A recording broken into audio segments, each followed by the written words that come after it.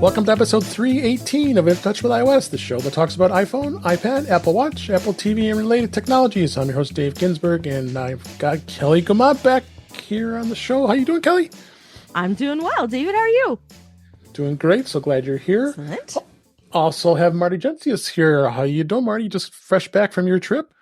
Yeah, back from a vacation of driving around the Midwest in search of good Wi-Fi, and I didn't find any.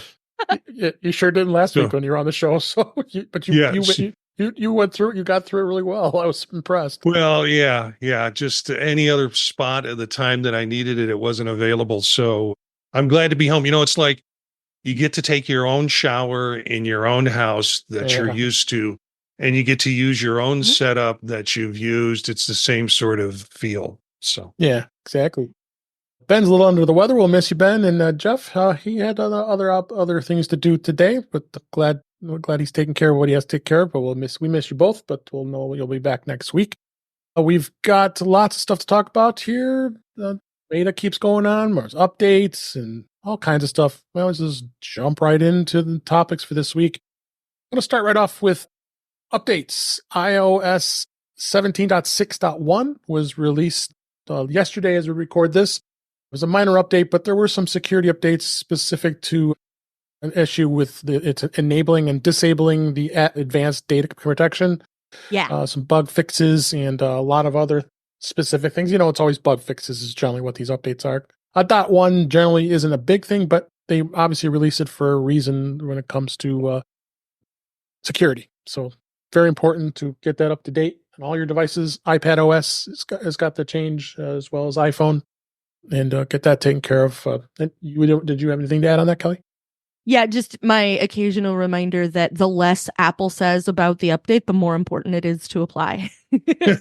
So if they say security resolution, go do that right now. If you can't get any solid information about what it is that's actually changed, you need to drop everything and go update all of your screens forthwith, because the reason they don't say anything about it is so that people don't get hit by some sort of exploit or something. And usually when something comes out on an off day, like software updates don't normally come out on a Wednesday.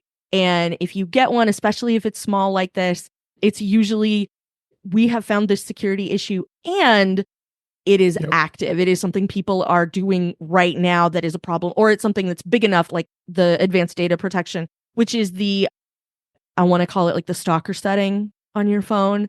It's the one for I am in danger and having someone else have access to my data could lead to peril for someone. That's what the advanced data protection piece is. And not being able to enable that and disable that effectively is really important. So whenever you get something that feels a little hand wavy as far as what it is you actually need to do in order to get the update, what you get out of the update, go run it immediately. So. Yep. Yeah. I'm the idiot. I'm the idiot that's running all the betas. But I'll tell you what happens is, like Macworld, I opened and saw there was an article in it this afternoon that said, drop everything and update your devices. And until I got into the article, I realized it was what we're talking about right now. And so emergency, then I went emergency. Yeah. Yes. So then it's sort of like, well, I'm running the betas, but it does remind me to check all my betas to see if there's an update on 18.0. So every time there's a warning about an update on 17, I go and check all my other devices and see if they've rolled something out anyways for the developer beta. Yeah, but there actually was an update to iOS 18. It's in beta 5. That was just released yesterday as well. It's got Safari's distraction and control, the photo apps update, and there were some more updates along with that as well.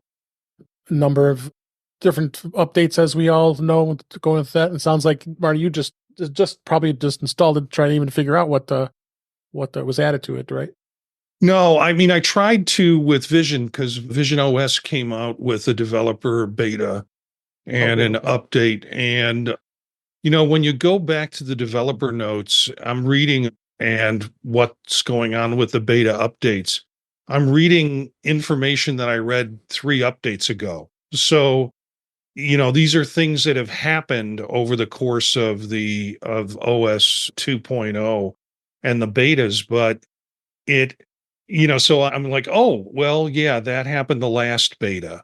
Yeah, it doesn't really define clearly what's going on, what's been added in the new beta to try and find it. So I have to pay attention to Reddit and some other threads that people have found stuff with in the new beta updates. This one, at least for Vision OS, looks like it's all patches and fixes, so a lot of Swift UI fixing on it, and but not any new kind of functional stuff for users yet. Yeah, that's generally what beta is. It's gonna be stuff that you guys pick apart to figure that out. Anything else notable on Vision Pro that you wanted to add to that? No, not that I could, not from the betas. And I just loaded them yesterday. So, and tried to play with them last night. So, yep. So we also have WatchOS that has a beta that came out, and as well as tvOS, and not too much notable there. But they also that's the developer betas, beta 5, and there's also the public betas. Those are out. The third public beta of iOS 18 and iPad OS 18 is out now.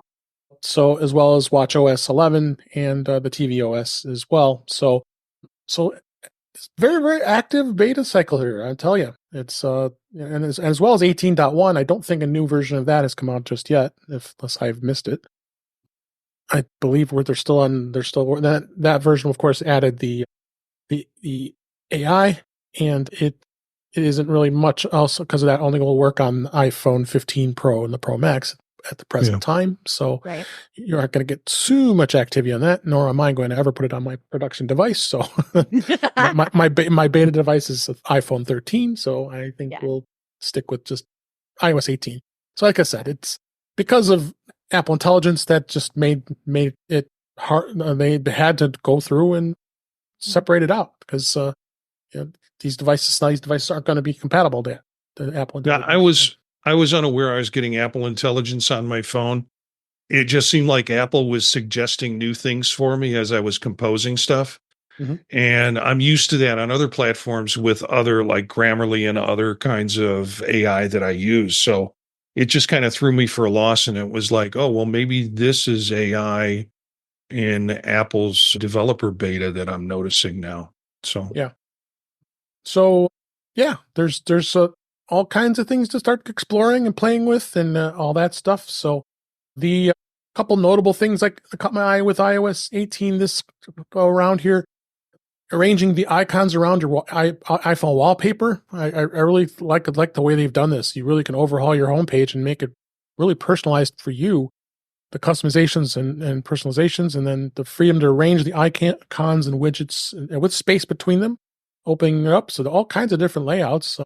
Have you tried that at all, Marty, with yours? Yeah, I have. Places? Yeah, I've moved them around and left some spaces open. And I hate to say it's helpful when I'm trying to suggest while I'm driving to my wife, use this app or get into this app on my phone for me. Now that things can be segmented a little bit better, I can tell her what section to find them in and where to get it. With the ability to customize apps so much, at this point, it's a little scary because I have that visual memory of this is what the app looks like, and there's a name underneath it generally. And if I start messing around with it, then I'm all in a completely different learning curve again. And it makes it even harder for me to kind of explain it to someone while I'm driving if I want them to go into this map or check this app for me, whatever. Even with CarPlay. Yeah, absolutely. I would talk about the YouTube channel real quick. We got a number of folks in the chat tonight. That's youtube.com/intouchwithios. And Ben's in the chat. How you doing, Ben? Again, we miss you. At the top of the show, we told everybody you were a little under the weather. I'm glad you're feeling a little bit better to be in chat with us, as well as Cletus and Brian F. is there as well. Thanks for being here, and have enjoyed the ride here of all the fun stuff we're talking about right now. The other thing I wanted to hit on with iOS 18 was the hide app names. That is another new, unique thing on the home screen, which is kind of interesting. I kind of like this because you may not necessarily want to have the labels on them because we've been so used to having that for many years. But I'm used to them. I kind of like them because then some people forget what those icons really are. But you can go in and actually, the names of the apps are just removed from the grid, which increases the size of the icons and the widgets on your home screen with the space saved. You get larger icons, maximum of 6 icons rows with 4 icons each, well as so you get a lot more rows without the names, of course. But we got an article here from Mac Rumors here that shows some of the ways you can go through and edit this, and we'll definitely be covering this more as time progresses when it is released. So that's another great thing. You tried this at all, Marty, at all yours? No, David. So it gives you an extra row if you take. Yeah. Is that what I'm hearing right? If you take the names out of it, yeah, might be worth doing it. I might try it on this. I haven't tried it on my iPhone 13 yet, but yeah, I'm going to try this. Yeah. I think this is something really cool here. Honestly, the arrange things and put the spaces wherever you want on the home screen is the thing that's making me think I might want to go beta before it ships, because that just seems like such a good idea. And it's been so long in coming, because you could do this on Android forever ago. And it's one of the things that I've always really liked about my Android test devices and stuff is I can put spaces in wherever I want. I can have just the icons at the bottom if I want, because that's all I can hit with my thumb. And that's pretty great. Now, if they would just fix the other interface thing that I have wanted for like 15 years now, that would be awesome. I'm tired of speech balloons around text messages. That's what I want. It takes up so much space to have the little thing. You can just have them be different colors and on different sides of the screen. I don't need the little thing. It all takes up so much space. I don't need it. Let me at least have an option for a compact view. This is the windmill I will tilt at forever. This and 5 gigabytes of iCloud for those of you who like to see me occasionally distract Chuck on Mac Blizzes. Same thing. 5 gigabytes in this day and age is an insult. So yeah. Kelly's really playing all the hits tonight. I can tell. You gotta make it count, right? Yeah. Another feature that was discovered that they've added is in iOS 18 is adds a camera setting to allow the iPhone audio playback when shooting video. Apple has added a control in the camera's app settings menu, which lets you choose whether audio playing on your iPhone should pause or continue when you start recording in video mode. In previous versions of iOS, you would shooting in video mode in the camera automatically pauses and playing audio, including music and podcasts. This behavior was based on the assumption that you don't want any sound coming out of your iPhone speaker to be picked up on the video recording. But it's no good if you want to play a soundtrack to accompany whatever you're shooting. One way to get around this was to use the quick take method of recording video in photo mode that was just way back in iOS 13, which allowed any audio playback to continue during shooting. The only issue is quick take recordings is in lower quality than the video mode it was capable of. But that won't matter because this is going to have a nice toggle mode here. This is kind of cool, allowing audio playback as well as if you wanted to record mono or stereo. Sometimes you want to, depending on what the track is. So this is another cool feature they've added. So we're really getting some high end, a lot of highly cool features in iOS 18 so far. Yeah. Any thoughts on that? Just seems like I'm sorry, Kelly. Oh no, go ahead. It just seems like they're really setting it up to use it as a video camera without having to do a lot of the patching or the post-production stuff. You can do it right when you're recording, which is pretty cool. Yeah. Oh yeah, for sure. So yeah, that's iOS 18, some of the updates that were happening here. A couple things I wanted to talk about here. This was an interesting story here, and I thought this would be a good topic. That there was a report that Apple is beginning some serious work on a foldable iPhone. There's been some details also about the 16, the 17, and the newer SE.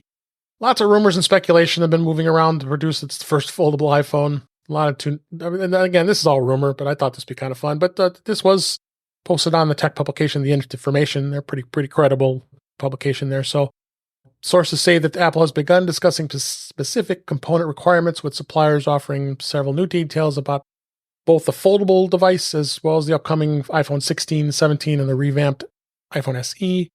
The foldable probably won't even arrive for another 2 years at very least. Taking about that much to go with their process because Apple's very meticulous with their manufacturing process. but it's possible they may even ban it, just like they did with the Apple Car, right? First off, let's start with you, Kelly. What do you think Apple's ever going to come out with a foldable device? I don't know. I'm on the fence. I feel like eventually, and part of the reason for that is when you look at the demographics of the population, people are getting older and therefore squintier. And like, I have had more than one conversation with somebody that was basically like, the Pro Max is almost a big enough screen for a phone. Mm-hmm. When are they going to make the Pro Max Pro? You know, like, I want an even bigger one than that, but it won't, that won't actually even fit in your pants pocket. So they're going to have to make a foldable one for people to be able to, up the system zoom one or two more notches or whatever.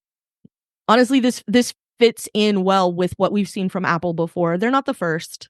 Mm-hmm. They didn't make the first MP3 player. They didn't make the first cell phone. They didn't make the first Watt that was a sidekick to your mobile device. They didn't make the first tablet. They never did, but they always went about it in an interesting way.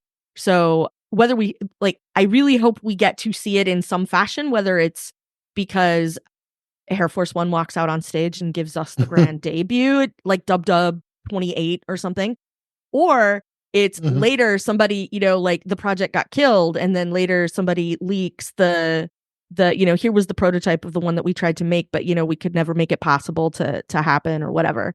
That kind of stuff is always interesting to me. So I think we're going to see it in some fashion eventually, but I think Apple's going to have to try and nail the hinge on this. I think that's been the problem all along, is making sure that the screen is durable enough that you can fold and unfold approximately a squillion times over the life of one of these devices. And, at that point, it's going to cost as much as the MacBook Air.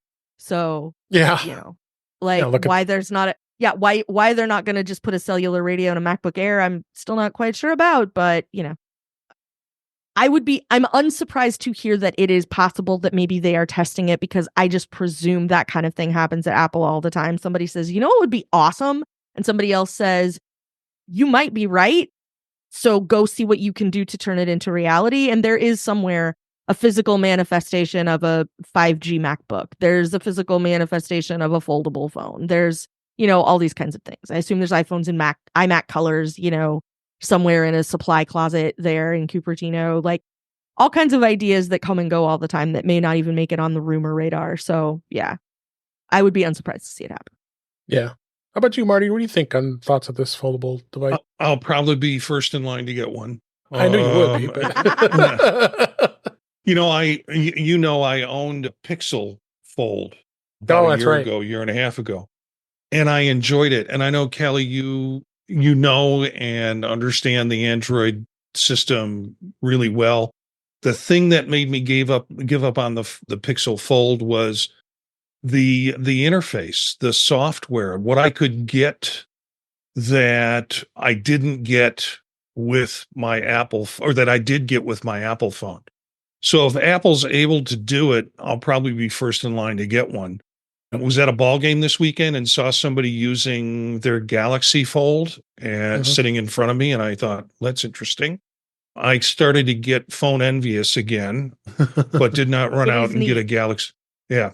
And with the Pixel Fold that I had, the screen was not a problem. There was not an issue as you thought of, but I just needed all those Apple apps that I use that I couldn't get on that device. Now, if it turns out to be one of those fold phones, like the little Razor phones or whatever they are, no, that's for me, that's the kids market.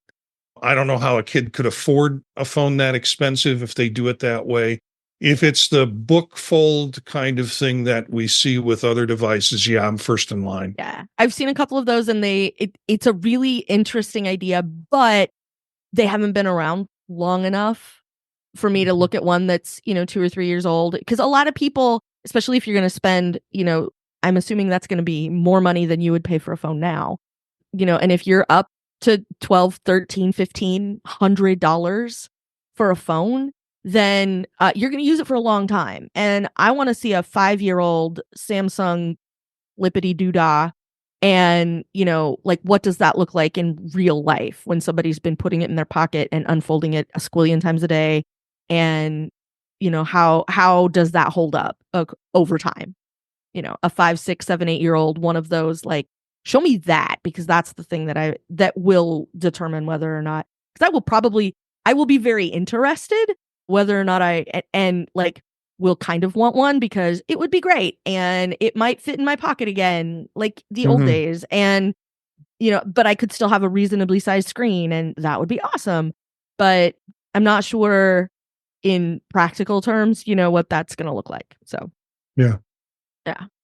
Yep. No, that's definitely the case here. So we'll see where it goes. That's all we can say. Again, I think it's, like I said, about 2 years down the road before we're even getting close to if it even being a possibility, but we'll see. The other interesting topic I wanted to talk about is how fast is 5G SA in the US and around the world?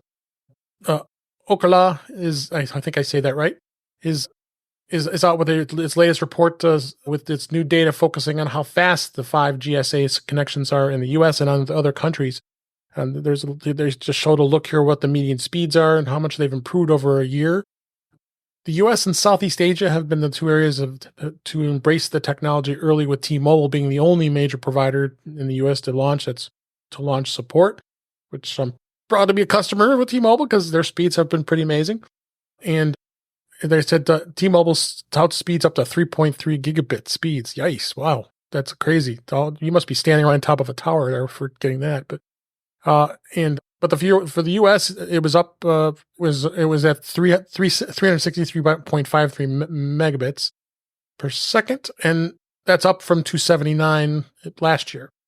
So to look at some of the speeds in the different countries here, and going over year here, it's interesting. Brazil it was at 543 average last year, dropped down to 474. As I said, the United States was at 279 through 364 now this year. Canada is right around the same speed as the US, but you can go into other countries like South Korea. What a surprise. On average, 729. And Singapore, 517, and so on. Interestingly enough, Japan is very slow. It's only like around 276, comparatively speaking. So it's really great to see that the speeds are improving. I mean, I can give you firsthand experience. I mean, I had to buy a 5G MiFi device for Verizon for somebody at work, and we did some testing on it. And right off the bat, because we'd been buying 4G devices for years, and I said, "Well, I got to stop buying these things. It's got to be 5G." So took it out of the store, and then connected it with iPhone. It was getting 600 megabit speeds right on average. With that device. So yeah, so these, T-Mobile, Verizon, AT&T, they've all really come a long way. I mean, that's why this home internet service is becoming more and more popular among possible. Yeah, I mean, it is. So it's pretty impressive considering. I mean, I've got fiber, and I've always been talking about here, and I also have I've been dealing with Comcast and Xfinity, and I'll talk about that a little bit. My interesting story just happened just before the show started here. But yeah, the speeds are pretty impressive. Marty, I'm starting with you. What are your thoughts on these speeds? And are you attaining a lot of these speeds in your area? Well, I've got Spectrum coming in at 1G into my home, hardwired into my system here. But I had the most experience I had with this was last week as I was traveling, hitting a few hotels, hitting a few cottages, and I got a Solis, SOLIS, like MiFi. And on Monday, I ordered the 4G because I'm not sure I want to put money into this. Yep. And I tested it out at home, and I was getting miserable speeds. Yep. So I went ahead and ordered on Amazon the 5G version and sent back the 4G version. So I wound up paying a bit more for this 5G version. And I was getting pretty good speeds with it, depending on if I was in an area that had saturated Wi-Fi or cellular that I could jump on. Northern Wisconsin, not so much. Actually, there was one place I stayed in a hotel where I was sort of near a country highway, and was able to pick up on my Mint Mobile cellular 5G, but not on T-Mobile and definitely not on AT&T. So I wound up running the podcast that we did for Vision Profiles a couple of days ago off my T-Mobile by hotspotting my T-Mobile 5G in order to do it. So yeah. No, and I was looking at 200. I was looking at 200, gigabytes or megabytes per second, which is fair, which was surprising. Yeah, nice, definitely fair. So let's continue to evolve. Good topic here. Another topic I thought was interesting is the fact that Apple used Google Tensor chips to develop Apple Intelligence. Apple used the TPUs, tensor processing units, that's developed by Google instead of NVIDIA's widely used graphics processor units, GPUs, to construct two critical components of Apple Intelligence. The decision was detailed in a new research paper that was published by Apple. They're being open about it in reliance on Google's cloud hardware. And the paper reveals that Apple utilizes 2048 of Google's TPU 5P chips to build AI models and 8192 TPU of the 4 processors for server AI models. Research paper does not mention NVIDIA explicitly, but the absence of any reference to NVIDIA's hardware is in the description of Apple's AI infrastructure is telling, and this omission suggests a deliberate choice in favor of Google's technology. So this is very interesting to see. Apple's pretty much been in partnership with Google for many years. I believe Google pays Apple $20 billion to be the default search engine on Apple devices. What do you think, Kelly, on this? I think it's interesting anytime we actually get quantifiable, legitimate information about Apple, about any two great big companies teaming up.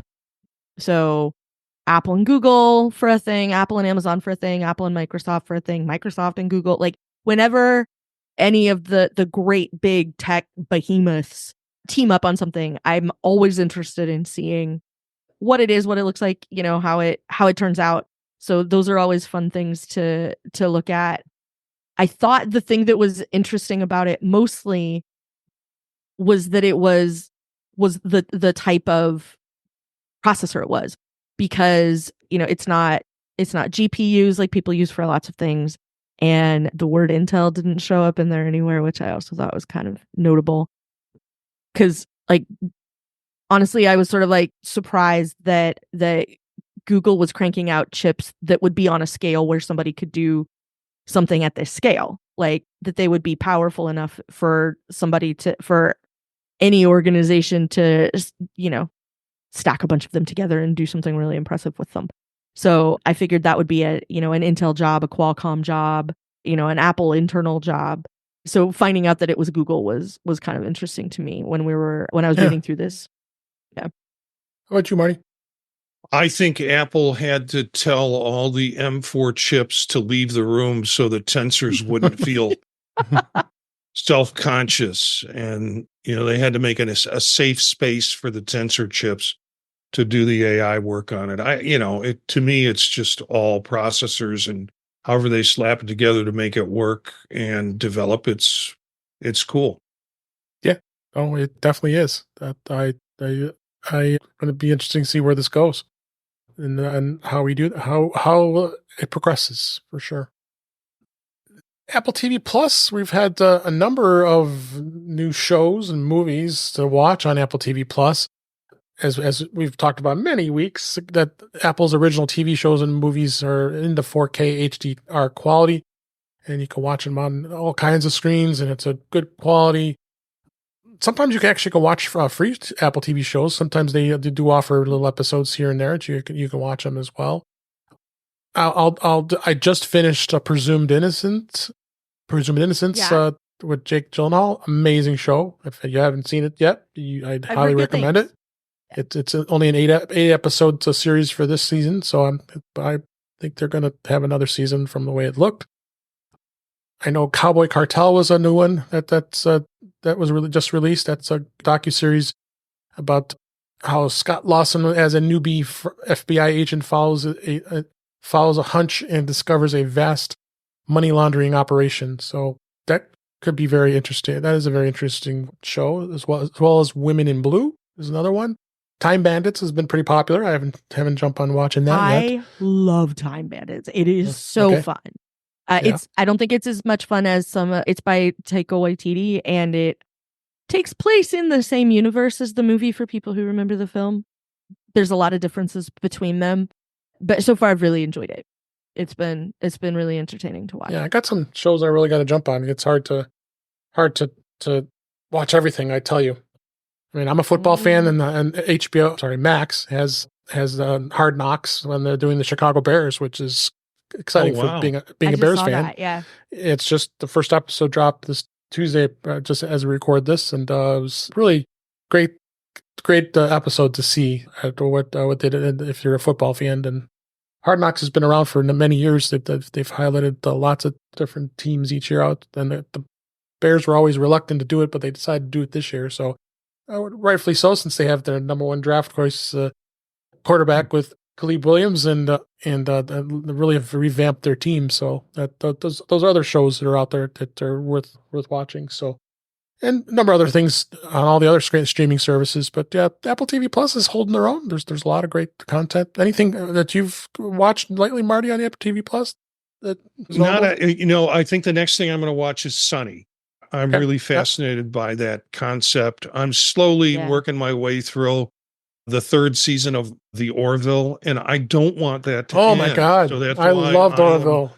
Working my way slowly through that season, and then and I'm doing all my watching on my Vision Pro headset. So so I play around with other stuff in there, and then I give myself the gift of an episode of Orville. But yeah, definitely the Vision Pro has helped me engage more in Apple TV, and I will probably look at Sunny next. Yeah, the Orville, I mean, I blame Jeff Gamet. Jeff. He told me to watch it. I got hooked, and I was like binge watching it for like not even a week, all 3 seasons. So that was the base show. It's highly devourable. It is. You just get fascinated for every episode. It's just fascinating. I'm seeing this Yo Gabba Gabba Land, and Yo Gabba Gabba is so good. Is it a kid's show? Do you remember how not long after SpongeBob SquarePants started on Nickelodeon, it was suddenly a huge hit with kids in college who regularly had the munchies? Yeah, got it. Yo Gabba Gabba is a similar vibe. But it's also delightful, and the band from the show is like a real band that you can go listen to and stuff, and they're awesome. They're a blast. It's super fun. Yeah, I wish Apple, I mean, we got Snoopy and we got this, and then there's some other stuff. Fraggles. I wish Apple would do some like Adult Swim stuff. Cartoons for adults. Central Park is it's not Aqua Teen Hunger Force. Let's be clear. Yeah. But it tends to be more of, I just had this conversation with someone recently. What used to be family entertainment was like the Muppet Show, because there were jokes for the adults. They would say something subtle, or there'd be a quick turn of phrase that the adults would understand. And then there'd be the pie in the face, or someone would slip and fall. And that's also funny to the kids, but it was something everybody could enjoy. As opposed to now, family entertainment is, we made something for kids, and maybe when it's over, parents won't be homicidal maniacs. Maybe. Like, that's kind of the definition now, is it's for kids, but if parents want to be in the room, that's fine. And that's not what family entertainment used to be. So that's some of what I've seen from Apple. And I appreciate that they do have some decent kids programming, or some stuff that at least, everyone can watch. They still have their fair share of, maybe you don't want to watch this with your parents in the room, but which is fine. There's nothing wrong with that kind of programming either. It just makes for awkward conversations later. But that's part of what I've appreciated about all the OG Fraggle Rock stuff is on there, which is legit family entertainment. The new Fraggle stuff is fun. I haven't watched all of it yet. The new Snoopy things are all kind of entertaining. So I'm glad that there's at least variety because, not everybody's up for Slow Horses or For All Mankind. Mhm. And, and I appreciate that they're sort of copping to not all entertainment needs to be for everybody. Like, we know that we're going to put out stuff that's not going to be for you or for, there's going to be something on there that's like that maybe David's not a fan of. Like, I don't know if either of you watched Physical. It is super, super dark. It is, dark. I watched 4 seasons of Westworld. I am here to tell you this is a dark show. But it's also amazing and so well done and well crafted. Production value is sky high. It's so interesting. It's surprising all the time. It's really, really, really good. Not bingeable. Again, dark. Also pretty firmly in the maybe don't watch it with your parents category. But it's such a good show and it tells such an engaging story. So I absolutely recommend that. On the opposite end of the scale, I recommend Acapulco, which is another favorite. I just saw that we finally got a date for the 2nd season of Shrinking, which is another show I feel like I need to evangelize to everybody. I don't think Acapulco gets the attention it deserves. And I know a few people who talked about Shrinking, but I know a lot more people who really should be watching it. And it's really, really fun.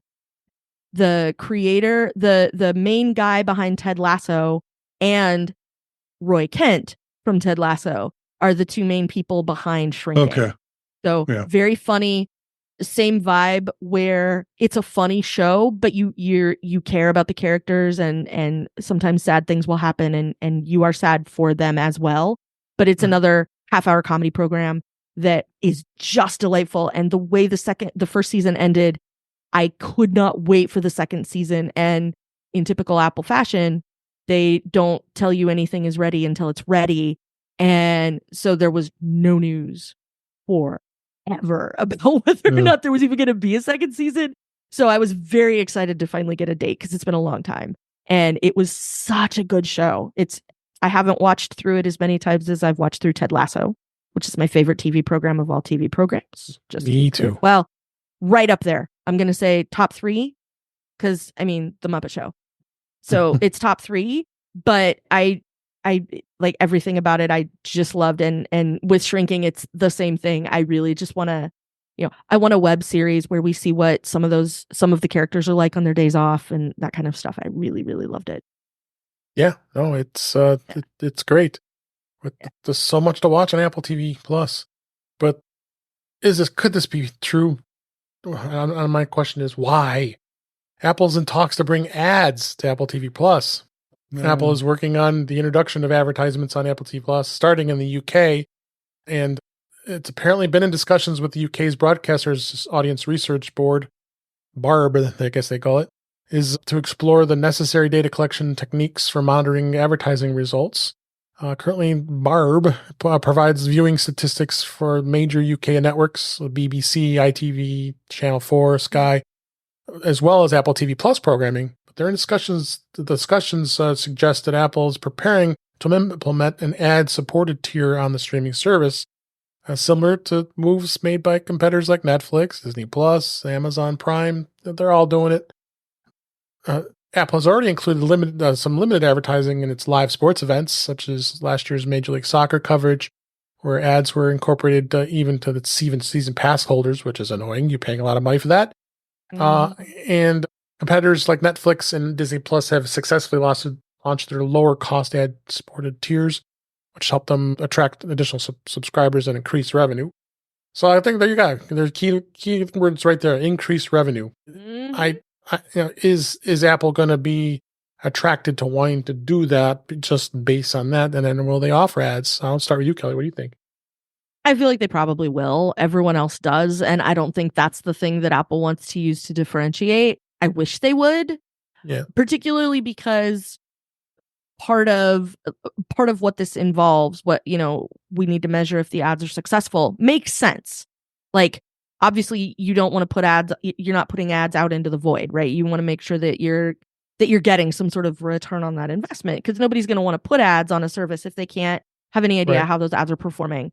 So I absolutely feel like they're probably going to do it, but I find that the data collection portion of this, even if it's anonymized, is something that kind of goes against a thing we hear from Apple a whole lot of the time about how it's your data. It's on your device. We can't see it. We don't know what to do with it. Even if we wanted to, there is no mechanism which we can use to get into it. And I want for that to be the case across the board. And I understand making money. I understand Apple has shareholders. I'm not trying to say anything about that.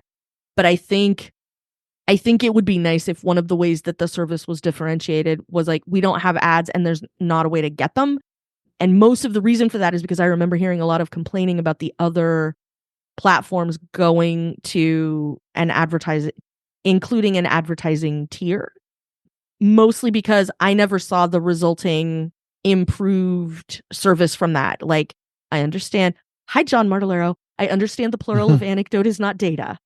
But that said, I know a lot of people who did not choose to pay more.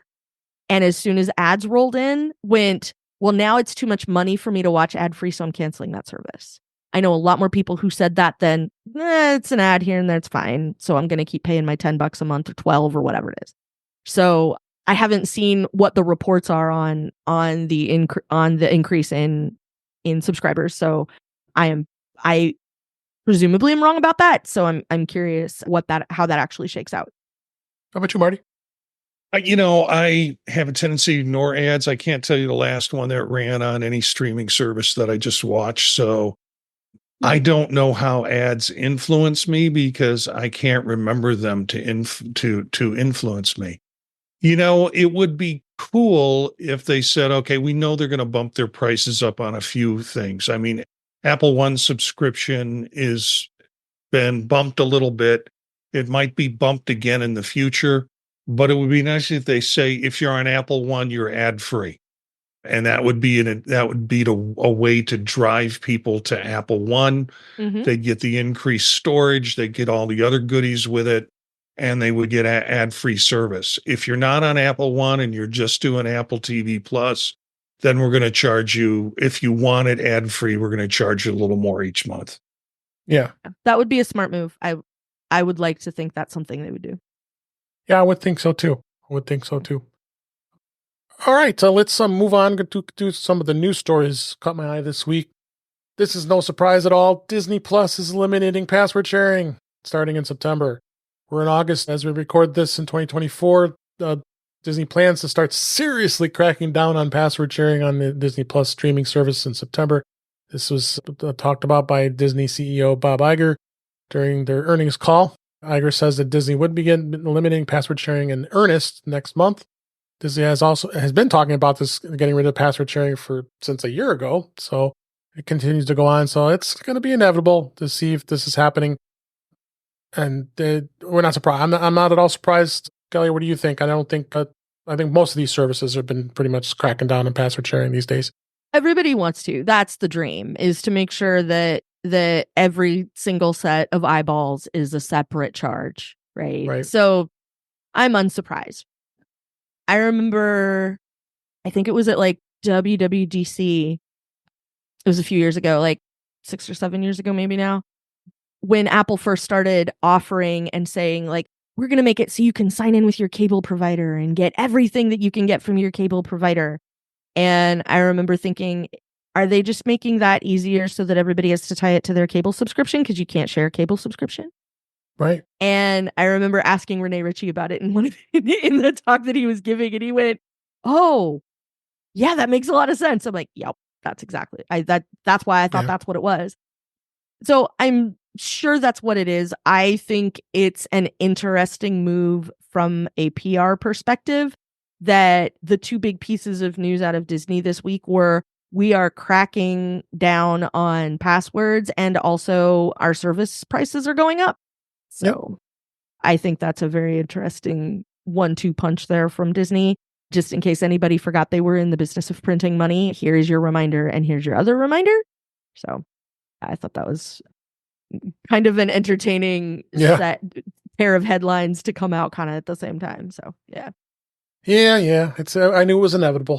How about you, Marty? What do you think? I know this is heresy here, but I don't watch Disney. I do have the bundled subscription because I have a Hulu watcher in my house And Okay. I have ESPN Plus, and occasionally I want to sneak into there, but I'm not going to watch a lot of stuff that comes out of the Mouse House. I tried The Mandalorian and got through one season of it, didn't pick it back up.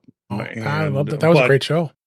just have not gotten back into the other product that's on Disney. Occasionally I'll go in there and scan through their catalog and see what I'm not watching, and go back and use Hulu and ESPN Plus. So, but Yep. not so, but I also don't have people to share it with. So it's no big deal. It's all under our household. I don't have relatives in Nebraska that want to camp onto my Disney account. So, yep. And keeping along at the trend here of talking about TV and streaming and all that stuff, Google TV Streamer was announced as the Chromecast replacement to rival Apple TV 4K. Google announced the TV Streamer actually yesterday as we record this as a new device that replaced the Chromecast and will directly rival the Apple TV 4K. It marks an end of an era, actually, with the Chromecast, which it actually was one of the original streaming dongles that were showed so cheap, and it was a staple in the market since its launch in 2013. Oh my God, that was so long ago. That's 11 years. Over 100 million Chromecast devices were sold during that run. And it's positioned to a high-end replacement for the Chromecast, promising to have delivered a next-generation AI-powered streaming experience, while also functioning as a central hub for smart home devices. There you go, right there. It will provide over... competing. Over 700,000 movies, shows through popular streaming apps, of course, and YouTube TV, and all the other things that it normally is going to have. It's going to come in two different colors, porcelain and hazel, the latter being exclusive to the U.S. Google Store. And it's intended to sit in front of the TV rather than behind it to improve connectivity with the smart home devices. It's got a redesigned voice remote, so features improves ergonomics and with a textured backs for better grip and optimized button layout with the remote. That remote, so they're really good going on to this. So they're looking at the pricing here. That's going to be at around $99, which actually think about it, it's pretty good price compared to what the Apple TV is at around $129 base price. You can pre-order it. It's going to be available in September. Either you're going to even think about looking at this? I'll buy it, try it, put it in the closet. Yeah, that's what I usually do.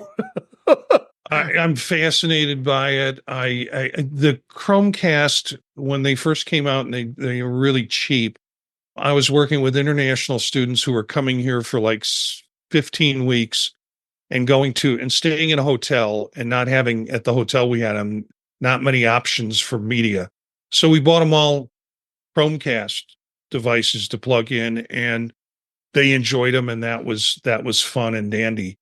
I'll get this just because I'm curious about it. I think the porcelain and hazel colors, it sounds like kitchen colors to me. Yeah, it doesn't sound like living room colors, and I won't be watching much in my kitchen. Interesting. Another article here I included. This was from Apple Insider. Looking at the spec comparisons here. Again, the pricing was, as we said, about $20, $30 difference. Dimensions are no biggie. The weight, I think that, of course, the TV streamer is smaller and lighter. But interestingly enough, the capacity, the Apple TV 4K comes in a 64 gig Wi-Fi only model or the 128 gig with Ethernet.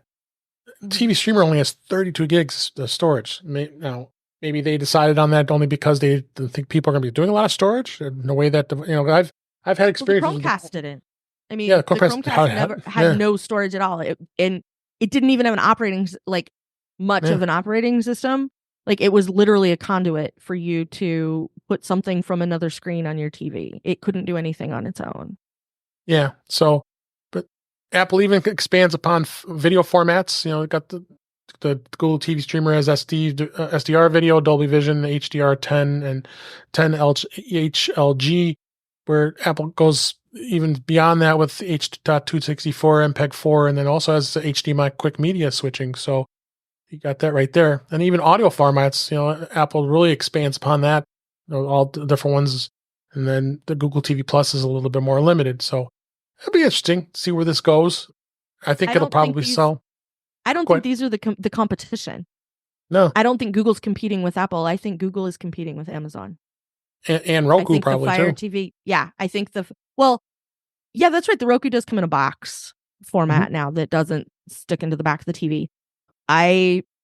While we're on Kelly playing all the hits, here's a B-side from a few years back. I still want Apple to make the streaming stick because Apple TV is the best set-top box experience, even though you can't put it on top of a TV anymore. It is still the best set-top box experience, and I want to take that with me everywhere instead of having to take the Chromecast that I have or the Fire Stick that I have or the Roku that I have. I want it to be an Apple TV. I want to take that little majigger with me everywhere instead of the slab, because now that they're 4K, that thing's a slab. Just saying. Anyway, I think this is a thing to compete with Amazon because Amazon has the same sort of integrated assistant kind of thing. I think the Amazon box is like $100 or $100. It's like $99 or $109 for the box one, which I think also does the same home hub stuff and has the assistant in it. Like, I always feel like Google and Amazon, when it comes to the home assistant and the devices that they make, those two are in far more competition than either of them is with Apple on most stuff. So, obviously there's exceptions, but I think I feel like this is gunning a lot more for people's Fire TV boxing than it is for people's Apple TV boxing. Yeah. Ben made a comment in the chat here on youtube.com/IOS. The lack of an Apple TV stick is the only reason why I have Google TV boxes, because they're small. I agree with you on that. And hey, WebEx in the chat here as well. I wish for an Apple TV stick as well. So it warms my heart when I'm not the only one tilting at a particular window. And for folks listening, the Google device is just slipped to shipping September 27th. I just went on. I had a bunch of store credit, and I just pulled the trigger on it. So, yep. And not surprised. It'll be out. Stay tuned for next week in Spending Marty's Money. Yeah. Couple more stories here. Apple finalizes its first retail union contract with a Maryland store. Apple had released a provisional agreement with the first unionized retail store in Townsend, Maryland, marking a significant development in the company's labor relations. Apple has agreed to a tentative collective bargaining agreement with the retail employees of that store, first of its kind in the company's operations in the United States. And, it's the International Association of Machinists, as well as the Aerospace Workers Coalition of Organized Retail Employees, announced the deal. And it'll detailing improvements in pay, work-life balance, job security, and the agreement will have a pending vote. It should be about 85 employees, and then it looks like that probably got approved at this point. So it's just like Starbucks was doing it. A lot of these places were trying to unionize, and at least Apple's is being open to it. That we're with the retail stores, right, Kel? Yeah, I'm going to go out on a pretty solid limb here and say the world is not going to end if that happens. No. Things will continue just as they did before. It will be fine. Honestly, I'm always happy to see when an organization, when employees at some place decide to unionize and they do not get Starbucksed. Somebody suddenly decides to close that store for business reasons. Yeah, quote unquote. I'm glad that's not happening. And I appreciate that Apple's given it a shot. And I mean, there's a whole lot. Unions are a whole thing. And I know that that's a separate podcast. But it's nice to have one so that you don't have to have one before you need it. Mm-hmm. It's nice to have it there. So I'm glad that we're going to get to see what happens. And, maybe people will be slightly less overworked at Christmas time, and it'd be nice if everybody could just generally be happier in the jobs that they have. So yeah. Is getting starbucked a new verb now? Apparently, I think it might be. You heard it here first. Trademark Kelly. 2 more stories here. Apple did update its App Store guidelines for PC emulator apps.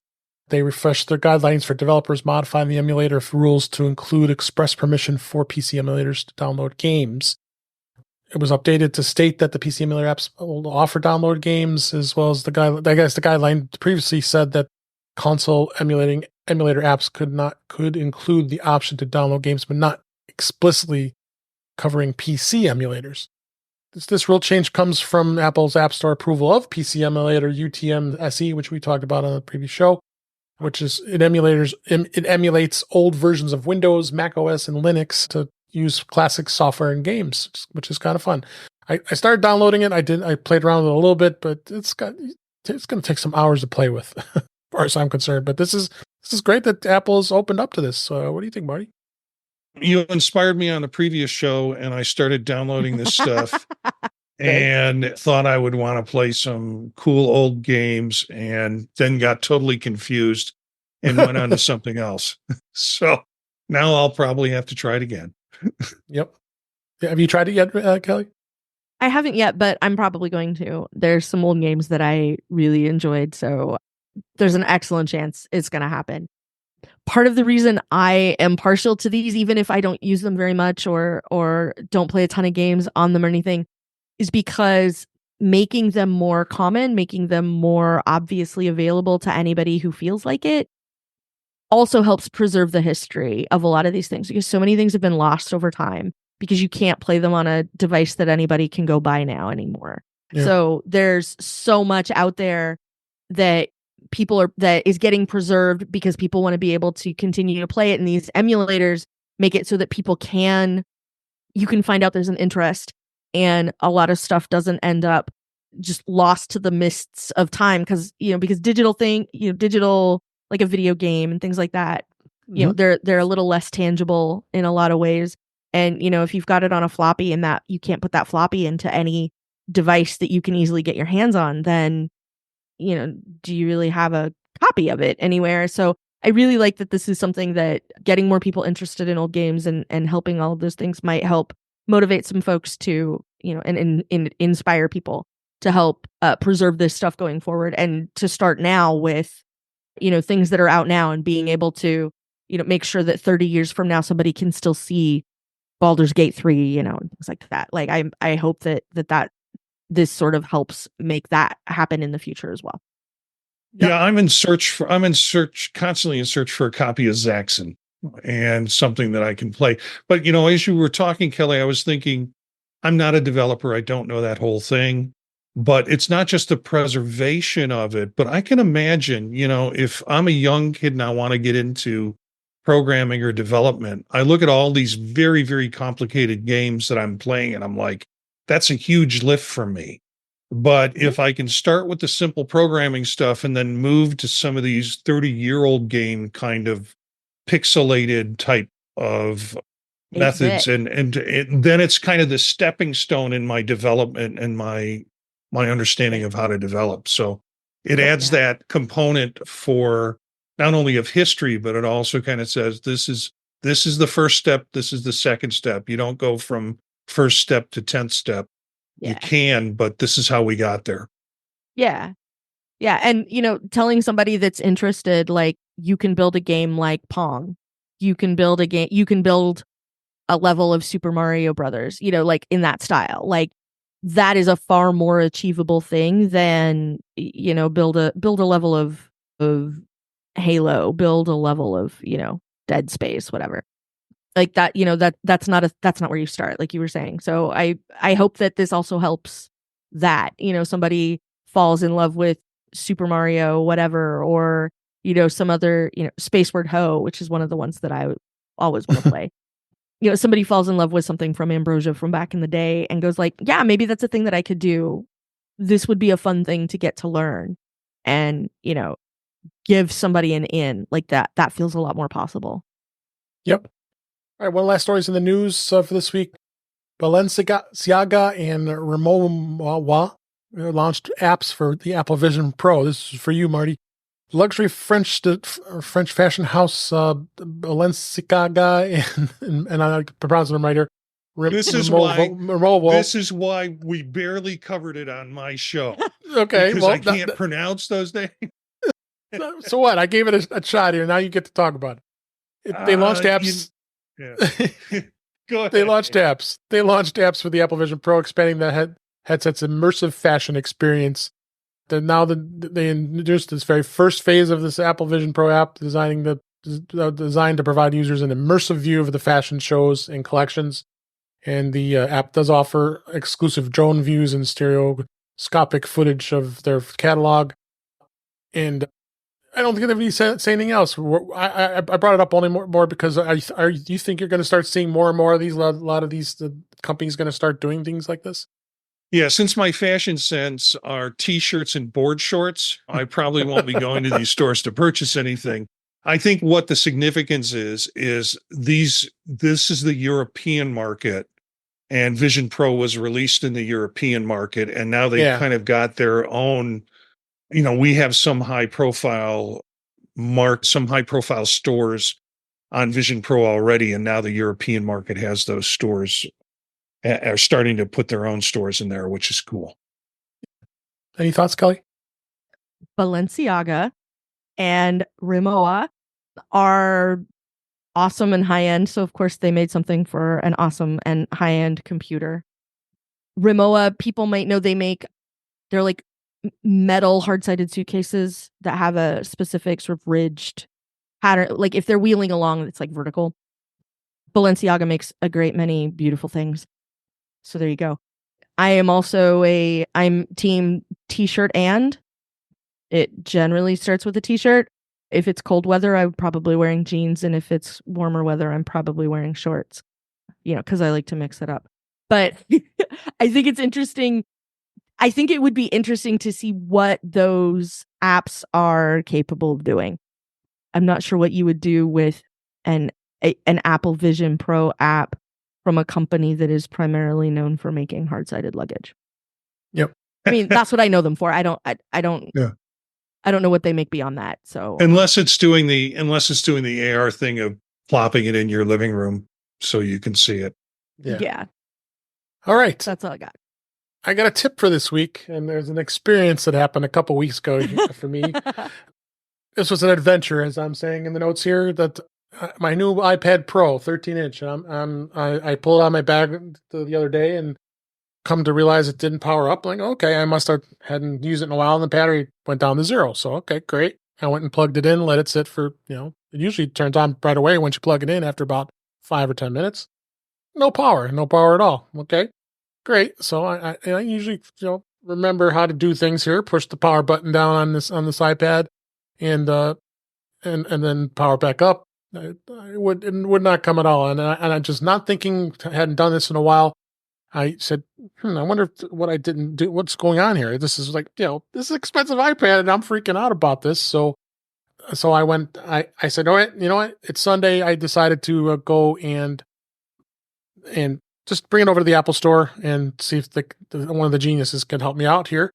And I said, by no means am I ever a genius, because there's things that like this one that's going to probably shouldn't be admitting this because I should have done this, but there is a way that everybody should know.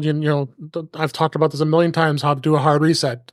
Hold the volume down, up, volume down, then hold the power button in to do a hard reset.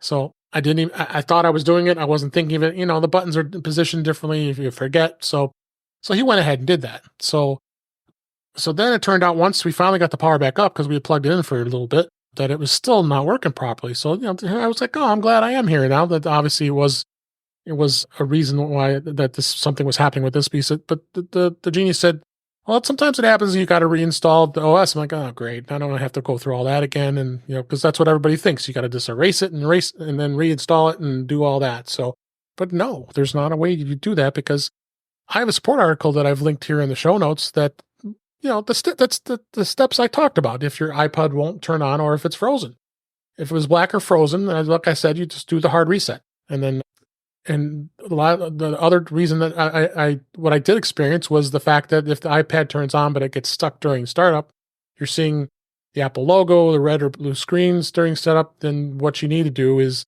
actually, you got to involve connecting it to your Mac. You on the iPad, you hold the home button and the top button at the same time, and keep holding it until you put it into recovery mode screen. And then you've got it plugged into your Mac. Now, basically what will happen is it comes up and says there is a problem with your iPad that requires you to update it or restore it. The key words there, update. Now, when you do this, what it does is it downloads the latest OS. So in this case, iPad OS 18, iPad OS 17.6 at the time. Technically, you are correct. Yeah. Yeah. and what it does is it downloads it. But all it does is it does a low level install. It just installs the operating system, the OS, and then it installs it onto the iPad, and voila, comes back. It takes a little time, of course, because it's using the Finder and connecting an iPad or even an iPhone for that matter to get it to restore. It can be a little slower than just doing it like you normally do by just erasing and starting over, which I could have done. But I don't want to do that. So it downloaded and installed the OS alone, and it came back. My iCloud account was still signed in. All my apps were in place. A little bit of customization had to be done, but great tip here to know that you can do that without having to do a full-out erase and restore.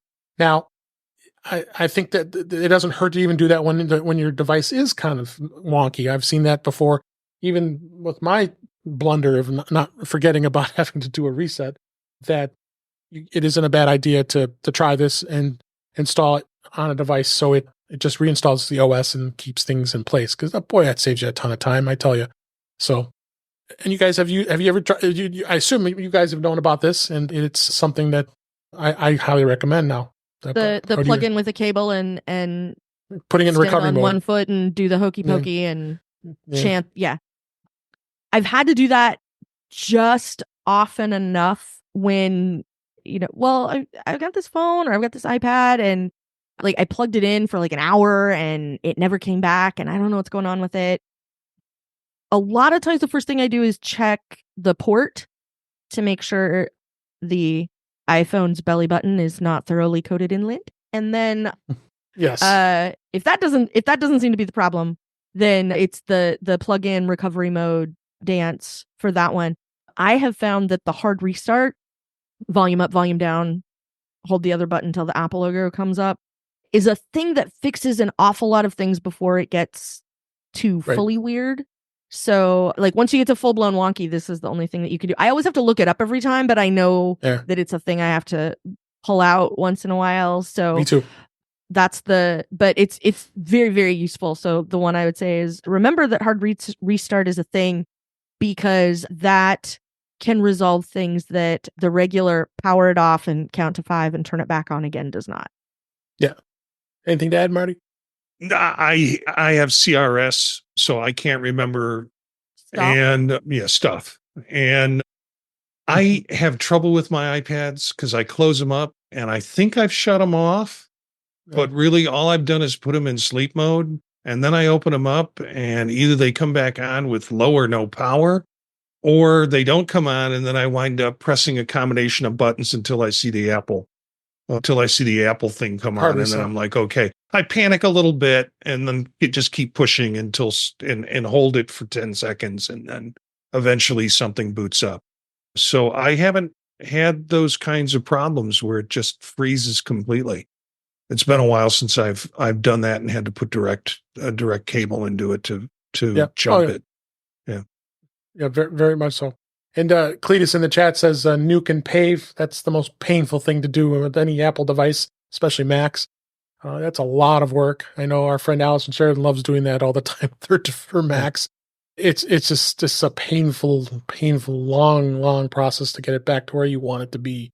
So David, when you were at the Apple store, did you take an opportunity to purchase something new? I did not. I was a good boy.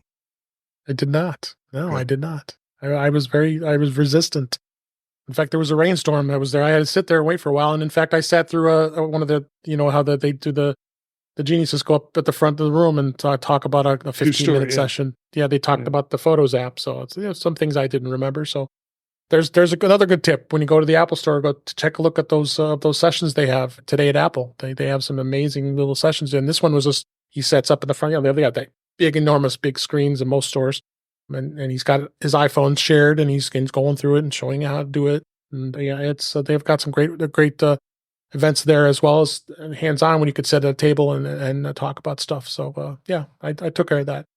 I'm still not buying the Vision Pro yet, so maybe one of these days. Yeah. I'm tempted. I'm tempted still, but the prices still kill me. All right, you just saved too, right? Yeah, you just saved a lot of money not having to buy a new iPad. Think of it that way. Well, I wouldn't have had to because that's why I have Apple Care with accidental damage. So Anyway, that was such a great show. Thank you both for being here. We really had a blast here for the show, and let's go ahead and wrap up for this week. That's a wrap for this week. Please send your comments, questions, and suggestions to our email address, which is feedback@intouchwithios.com. You can follow us on Mastodon at intouchwithios, at techhangout.social. Support the show. Buy me a coffee at intouchwithios.com/coffee. We would really appreciate it. You can become a patron of the show by going to patreon.com/intouchwithios. We have 2 tiers available to support the show. We would really appreciate it. Make sure you like, share, and subscribe when you're notified, and you will be notified when we are live streaming, which is Thursday nights at 8 p.m. Eastern Time and 5 p.m. Pacific on our YouTube channel, which is youtube.com/intouchwithios. Thank you, Brian. Thank you, Cletus. Thank you, Webb, and all the others who were in the chat tonight. You can be there and hang out with us while we're recording the show live here. You can watch the past live streams and you can listen to the past shows right there on that channel. Visit In Touch with iOS magazine on Flipboard, where many of the topics we discussed are flipped into the magazine. The link is in our show notes. You can subscribe to the show and your favorite podcatcher, including Pocket Casts, Overcast, Apple Podcasts, and many others. But better yet, just go to intouchwithios.com, where all the links to all the ways to listen to us are on that website. I am Dave Ginsburg, and you can find me on Mastodon at DaveG65 and Mastodon.cloud. Thank you, Kelly Guimont, again for being here. Always a pleasure to have you on the show. Where can people find you? Thank you so much for having me. You can occasionally find me distracting Chuck Joyner on Mac Voices Live on Tuesday nights. You're overdue. I know. I keep going, oh, tonight I can, and then no. So like I say a lot of weeks, I'm going to try next week. I always do, and something else happens. And then you can occasionally find me when Mike and I can figure out when we have the same time open on our schedule on the After Show with Mike and Kelly at aftershowpodcast.com. Brought to you by Weather Alibi, weatheralibi.com for all your weather alibi needs. You can watch my talk at MacStock, where I taught a bunch of nerds how to yarn for a while, which was really fun. You can also occasionally find me on this show because David keeps inviting me back. And you can sometimes find me on various podcasts over at The Incomparable. And probably the one that will be the most relevant to most people is the 2 episodes we did about the first 2 Deadpool movies in anticipation of the 3rd. You can also find me on Mastodon at mastodon.social and occasionally posting something on Instagram when I go to shows. Great. Thank you for being here. And Marty Jencius, thank you always for being here, being this regular contributor. Where can people find you? You can find me here on Thursday nights, also on Mac Voices on Tuesday. And then the podtalk.net has links to my 3 podcasts. I do one called Vision Profiles with Eric Bolden about the Vision Pro. That's a weekly podcast that we do, comes out on Monday night, Tuesday morning. Then also Circular Firing Squad, with is a chat-up show about life issues and other fun stuff in academia.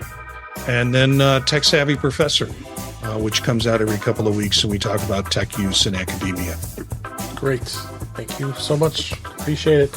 And thank you for listening and watching, and for the folks being in the chat and the YouTube channel, and every time you come join us every week here. We enjoy doing it, and until next time, we'll talk again soon.